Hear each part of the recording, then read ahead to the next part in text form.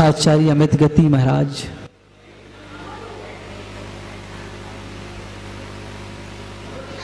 सामायिक पाठ में कहते हैं,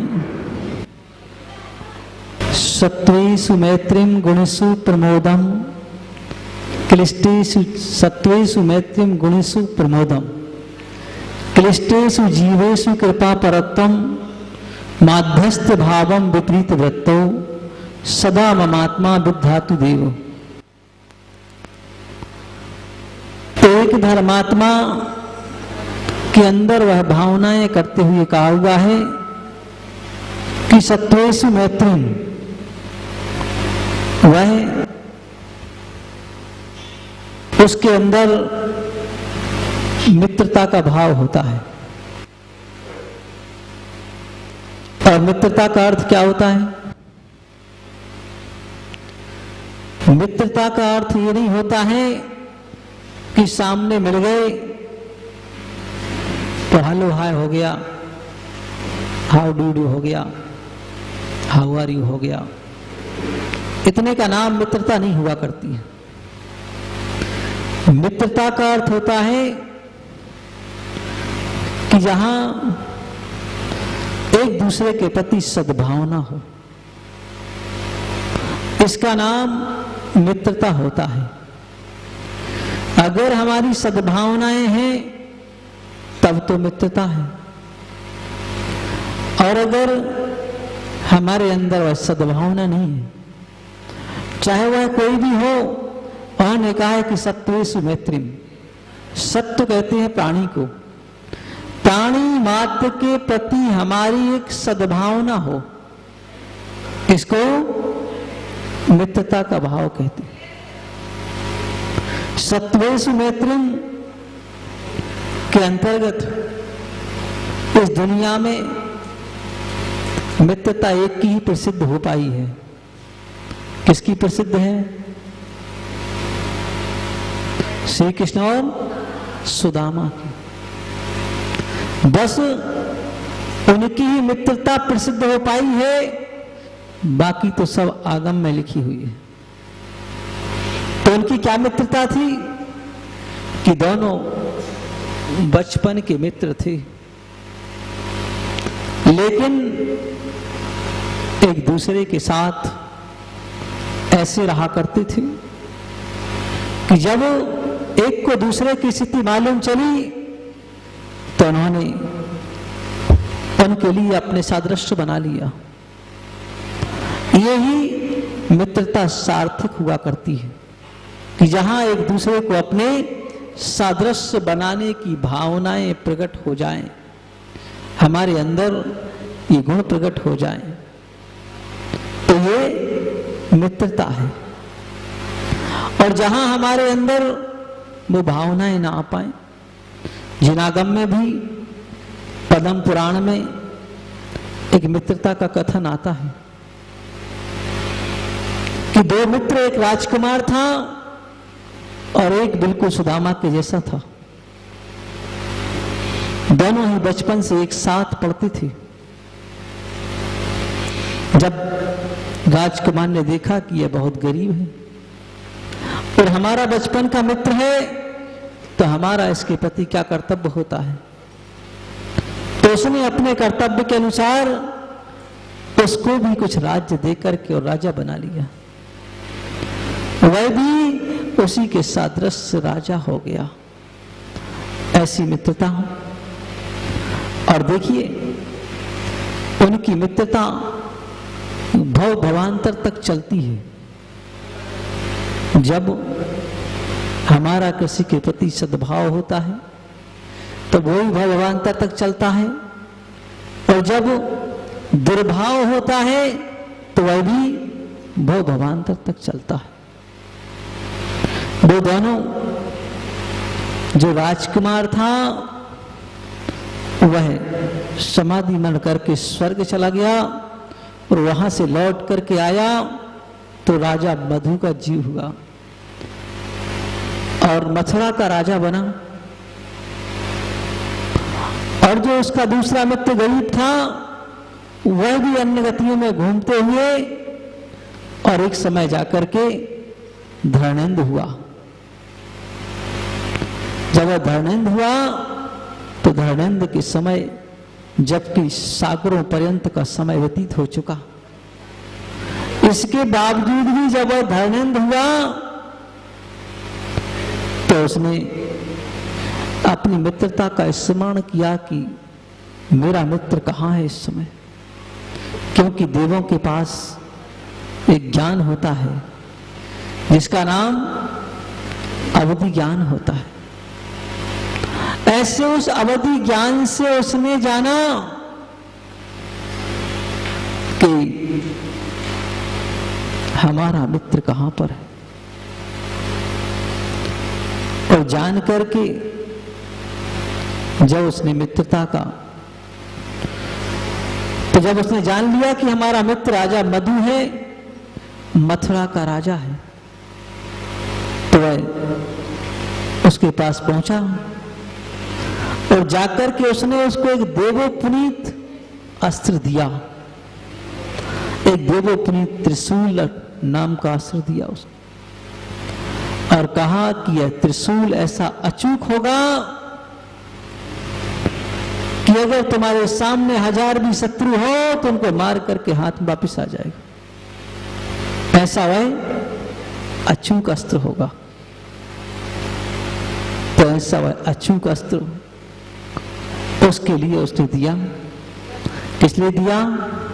केवल एक पूर्व जन्म की मित्रता के कारण दिया, और वह अचूक अस्त्र को पाकर के, और वह भी अपना राज्य बड़ी चिंता के साथ करने लगा, जो आगे जाकर के राजा मधु रावण का जमाई भी बना। तो इस तरह उस मित्रता के बारे में बताया जाता है कि सत्वेषु मैत्री का मित्र एक भाव में ही भवांतरते में ही कोई मित्रता काम आती है। सत्वेषु मैत्रम गुणेषु प्रमोदम। गुणवान जो होते हैं उनके प्रति हमारा प्रमोद का भाव हो, आमोद का भाव। प्रमोद क्या कहलाता है?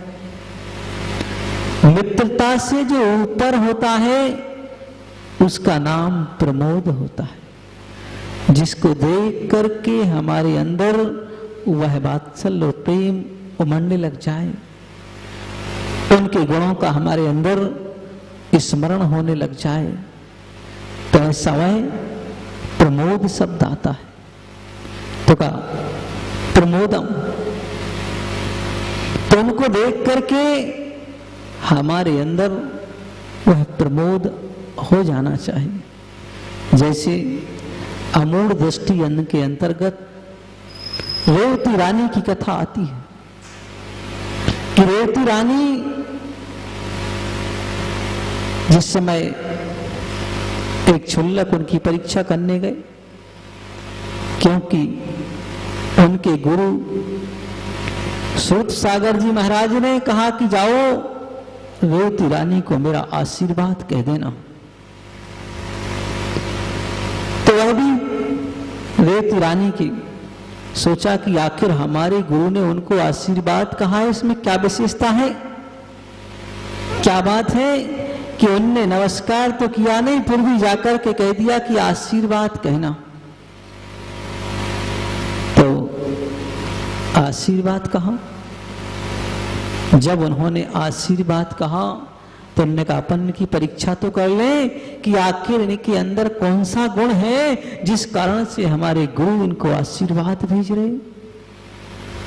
तो उन्हें परीक्षा के दौरान देखा कि वह पहुंचे और उस उत्तर मथुरा की बात थी कि जहां जाकर के उन्होंने विभिन्न प्रकार से परीक्षाएं की कि विभिन्न प्रकार के दरबार लगाए। पहले अपनी विद्या के बल से ब्रह्मा बन गए, विष्णु बन गए, महेश बन गए, फिर जाकर के साक्षात तीर्थंकर बन गए। लेकिन रेवती रानी ने कहा कि नहीं, भगवान महावीर स्वामी का काल साक्षात उस समय चतुर्थ काल निकल गया, अब उनका शासन काल चल रहा है, ये पंचम काल चल रहा है। इस समय कोई ब्रह्मा नहीं होते हैं, कोई विष्णु नहीं होते, कोई महेश नहीं होते, कोई तीर्थंकर नहीं होते हैं। तो इस प्रकार का कि अब इस तरह के कुछ भी नहीं होते, अब उनका शासन निकल चुका है, ये कुछ भी नहीं है। तो कहा जब ये कुछ नहीं है तो फिर अब जाने की आवश्यकता नहीं है। उन्होंने कहा कोई मायावी ने आकर के इस तरह का दरबार लगाया होगा, क्योंकि विद्या के बल से सब कुछ किया जा सकता है, हर चीज संभव हो सकती है। तो विद्या के बल से वह दरबार लगाया गया था, क्योंकि वह क्षुल्लक जी थे, एक विद्याधर थे और वह अपनी विद्या के बल से उन्होंने ऐसा दरबार लगाया। लेकिन रेवती रानी नहीं आई और ने कहा भाई नहीं आई तो बात क्या है, अब इनकी परीक्षा और देख लो करके। तो जिस रास्ते से उनका आना और जाना होता था तो वह मंदिर वाले रास्ते के बीच में जाकर के और एक रोगी काया का रूप बना करके पड़ गए और वहां ऐसे गिर गए अपनी विद्या के बल से कि बहुत रोगी हैं, इनको कुछ भी। तो रेवती रानी उस रास्ते से निकली, देखा कि अरे ये तो एक गुणवान है, क्षुल्लक है, उत्कृष्ट श्रावक है, 11 प्रतिमाधारी है, और उनको देख करके उनके मन में एक प्रेम और अनुराग उत्पन्न होगा। इसको कहते हैं गुणेषु प्रमोदम।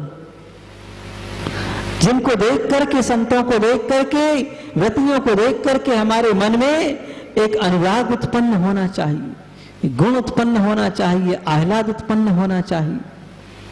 तब तो बात बनती है कि हाँ भाई हमारे अंदर वह अनुराग उत्पन्न हुआ है। तो ऐसा अनुराग जब उनके मन में उमड़ा तो वह उनको ले आकर के अपने घर ले गए। बोले देखो, हो सकता है कोई रोग हो, क्रस हो गया हो, रोग के कारण कमजोर हो रही हो, और उनकी पूरी परिचर्या कराई, उनकी पूरी सेवा कराई, और सेवा कराने के बाद उनको बढ़िया से अच्छे से आहार कराया, बड़ी भक्ति और प्रेम के साथ कराया।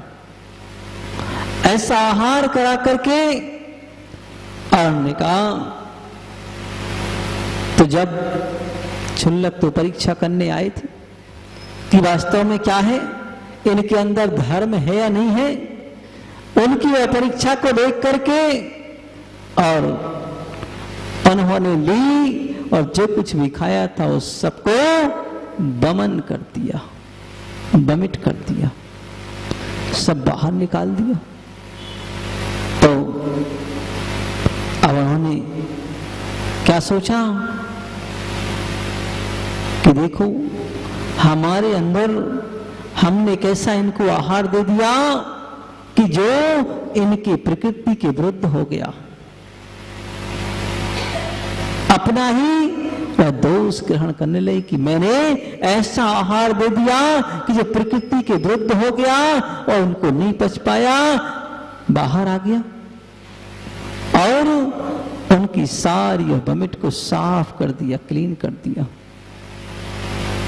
ऐसी वह वमिट को साफ करते हुए उन्होंने अपने आप को ऐसा सोचा तो क्षुल्लक जी अपने असली भेष में आ गए और उन्होंने कहा कि हम तो आपकी केवल परीक्षा करने आए थे। कि वास्तव में बोले किस बात की परीक्षा? बोले हमारे गुरु ने आपको आशीर्वाद भेजा था तो मैंने कहा आखिर आपकी परीक्षा तो कर लूं कि आखिर बिना कारण के आशीर्वाद भेजा है, बिना नमोस्तु के, तो इसमें कारण क्या है?